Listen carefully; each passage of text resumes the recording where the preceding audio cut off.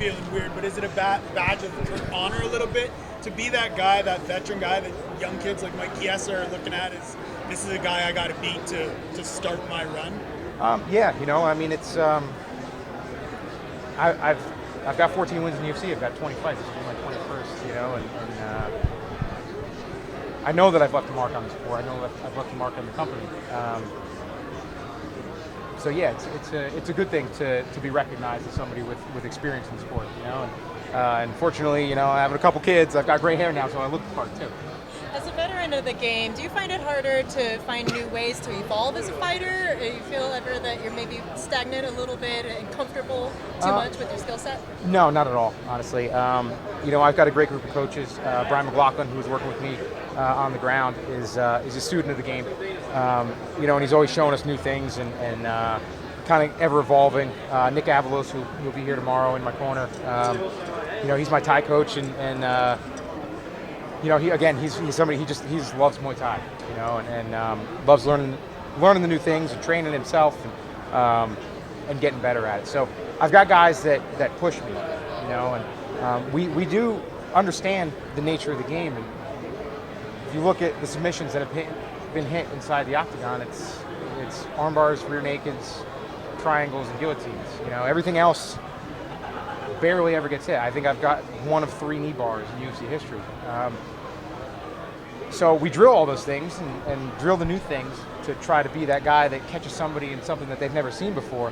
But we still drill our guillotines, our rear nakeds, our arm bars, and our triangles, rep after rep after rep, because those are the ones that are effective in this, in this type of arena, more often than not. So it's good to know the rubber guard and stuff like that, and I play with it, and I try to bring it out a little bit in fights, even though it might not be ready yet. But I resort back to those basic moves that work for just about everybody. It's really fun to watch. Is there still a submission you hope to pull off in the octagon one day? Just something special that people would talk about? Not really. I'm just looking to dominate my opponents and take what they give me, basically. Have you felt jolted at all about not being promoted in these embedded series at the co-main event? Chiesa had some things to say about it. I was wondering what your feelings were on that. A little bit, but it's just the nature of the game. It's a business, and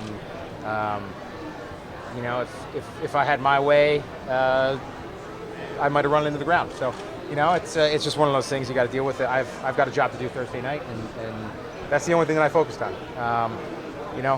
Not having as many cameras around, sometimes it gets a little annoying. So, and you do crazy things. When the UFC shows up at the gym, you end up doing something a little bit crazier than normal, and it kind of wastes the day. So it's there's a little bit of a trade-off, but it's nice to get that publicity. It's nice to get that push. But I know what type of guy I am, and it's kind of obvious that that's not the type of guy that the UFC always pushes. So,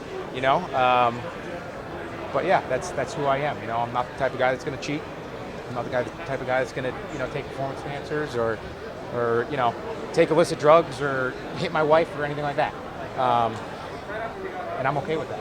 And I don't need to get pushed as that. So, just going to fight. Jim, because your submission game is so well-rounded, when you face an opponent like Chiesa, longer, lengthier, is there a particular aspect of your submission game that you tend to gravitate toward that would work best against him? Nothing in particular. I usually find it's a little bit easier to wrap up the necks of longer guys, just because the longer arms are usually leaner arms, and it's a little bit tougher, and typically they're better at getting out of arm bars and stuff like that. So, I'd probably end up going more towards chokes. But the idea is to get in his face and pressure him and take away that length and beat him up. At this point in your career, are you a guy who looks at opponents individually like that, or do you tend to focus more on your style, your game plan, no matter who you're facing? I focus on myself. That's it, first and foremost, and pretty much only. My coaches add in a little bit here and there of tendencies that our opponents might do, but time and time again, I've made the mistake in the past, and I see guys still making the mistake where they prepare for an opponent doing a certain thing, and then, we're professional athletes. We're good at learning new things and picking things up, and then your opponent comes out and he does something completely different. It catches you off guard, and you end up losing a fight you should have won. Thank you, guys. Sure. Thank you.